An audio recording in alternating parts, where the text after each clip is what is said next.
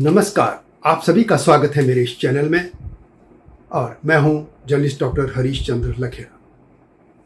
लोकसभा चुनाव का जैसे अंतिम चरण आता जा रहा है, कुछ पत्रकार हों या अपने को बुद्धिजीवी कहलाने वाले या दूसरे लोग, आखिर वे ये क्यों कहने लग गए हैं कि आएगा तो मोदी ही, जो कि प्रधानमंत्री नरेंद्र मोदी के घुर विरोधी माने जाते रहे हैं।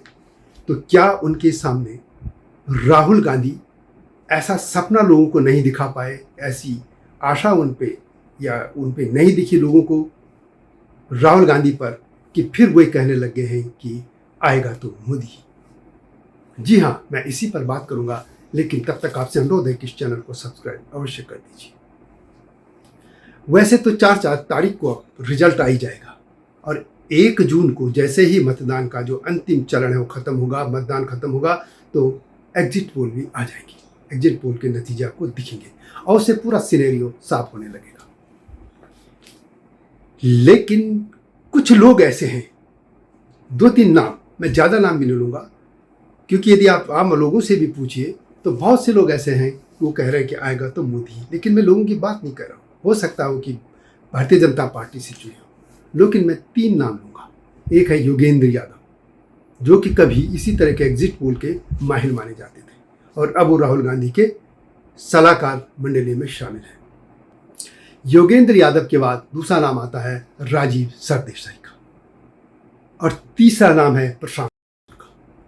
बहुत ज़्यादा नाम लेने की जरूरत नहीं है, पहले इन्हीं की बात करें। योगेंद्र यादव भी ये कह रहे हैं कि भारतीय जनता पार्टी को ही, ना एनडीए नहीं, 240 से 260 सीटें आ रही हैं। 240 से 260 सीटें, यानी जो बहुमत का आंकड़ा है, यानी 543 जो सीटें हैं उनमें से 272 चाहिए, तो 60 का यानी 13 सीटें वो कम मान रहे हैं। बिल्कुल नहीं, सिर्फ 13 सीटें। और यदि एनडीए को मिला दे, उन्होंने एनडीए का नहीं कहा, तो एनडीए तो 13 सीट लाएगी। यानी ये उनका, यदि सीधे तौर पर हमें कहे कि अप्रत्यक्ष तौर पर ये कह रहे हैं कि आएगा तो मोदी ही, जबकि आप जानते हैं कि वे इस समय राहुल गांधी की मंडली में शामिल हैं, उनके सलाहकार हैं। उनकी जो भारत यात्रा का दूसरा चरण शुरू हुआ है, न्याय यात्रा, उसमें भी शामिल थे, किसान आंदोलन में भी वो रहे और मोदी के घुर विरोधी माने जाते हैं। दूसरा नाम है राजदीप सरदेसाई।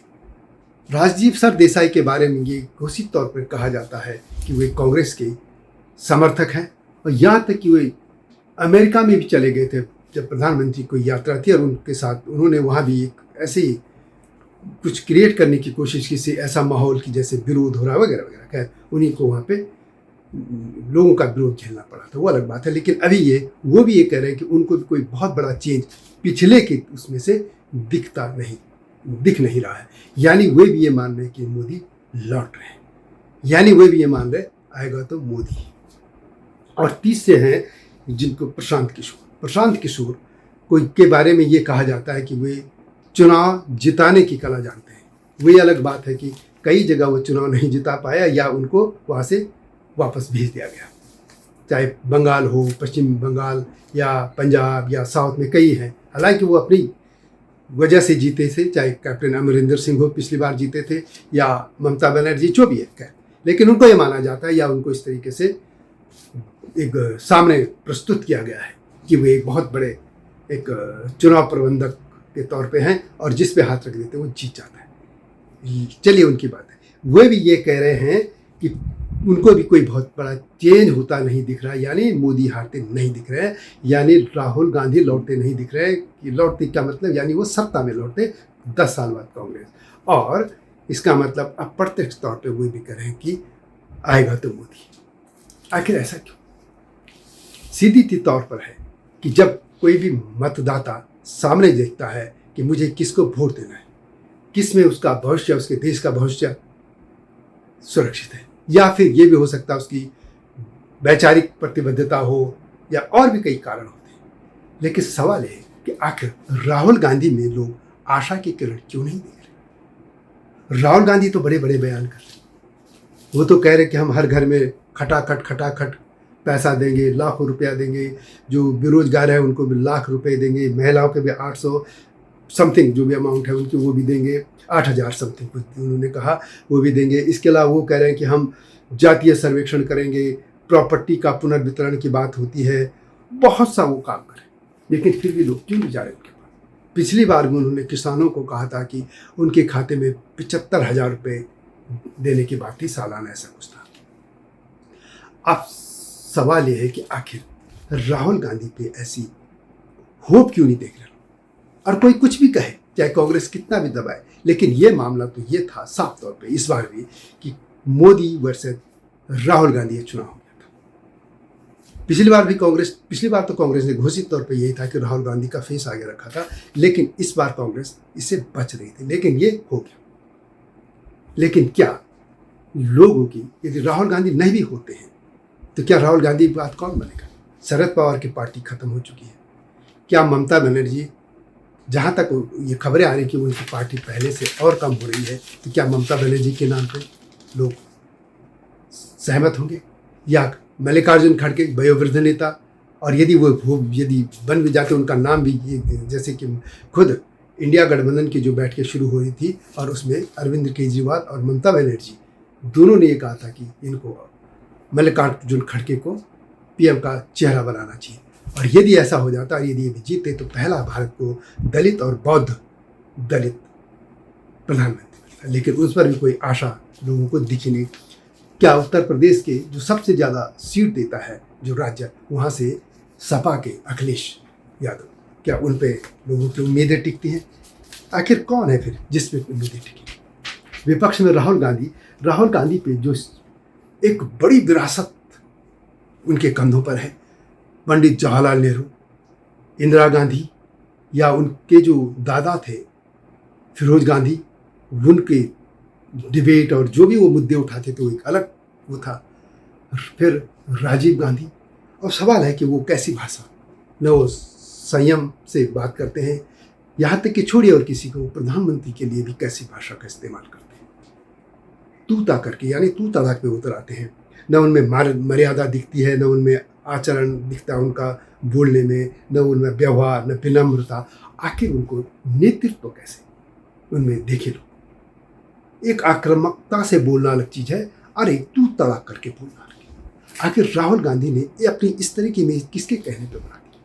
कांग्रेस के जो देखने वाले रिपोर्टर हैं, जो डे बाई डे उसको देखते हैं, उनका ये कहना है कि राहुल गांधी इसलिए बोलते हैं कि ये उस मैसेज अपने वोट बैंक को देना चाहते हैं, मैसेज कि वो प्रधानमंत्री नरेंद्र मोदी से डरते नहीं हैं, और ख़ासतौर पर यह है कि मुस्लिम तुष्टिकर।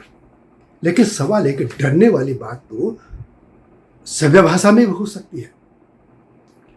गांधी खुद लाठी खाते थे, जिसकी विचारधारा पर कांग्रेस चलती है।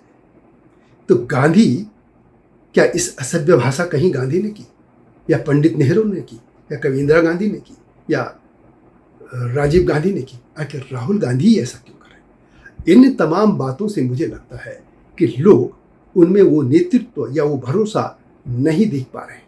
और इसके अलावा एक सबसे बड़ी बात कि यूपीए के 10 साल के कालखंड में, जो 2004 से 2014 तक चला, उसमें भारत में जो इस्लामिक आतंकवादी लहूलुहान कर रहे थे भारत को, बाहर निकलने में लोग डरते थे कि कहाँ पे बम फूट जाए। उसका भरोसा दोबारा ऐसा न हो जैसे कि पिछले इन 10 सालों में नहीं हुआ। राहुल गांधी एक शब्द उस पर नहीं बोले, बहुसंख्यक समाज को वो भरोसा नहीं दिला पाए। इसके अलावा जो एंटोनी कमेटी ने कही थी कि मुस्लिम तुष्टिकरण की करती है कांग्रेस, वही आज भी राहुल गांधी करते हैं। और मुझे लगता है कि इसीलिए इन्हीं के ही साथ के लोग कह रहे हैं कि आएगा तो मोदी। ये समीक्षा आपको कैसे लगी, कमेंट में अवश्य लिखें। ये मेरे विचार है, हो सकता है आप सहमत ना हो। यदि आप इससे असहमत नहीं है तो सभ्य भाषा में कमेंट में अवश्य लिखिएगा। मिलता हूँ जल्दी ही नहीं एक स्टोरी के साथ, उसका एनालिसिस करके। तब तक नमस्कार। हिमालय पे पेड़ हो तो गीत गाएंगी नदियाँ, गीत गाएंगी नदियाँ। पेड़ों पे चिड़िया है तो गीत गाएंगी नदियाँ, पेड़ों पे चिड़िया है तो गीत गाएंगी नदियाँ, माँ की लोरी जैसे होते हैं नदियों के गीत।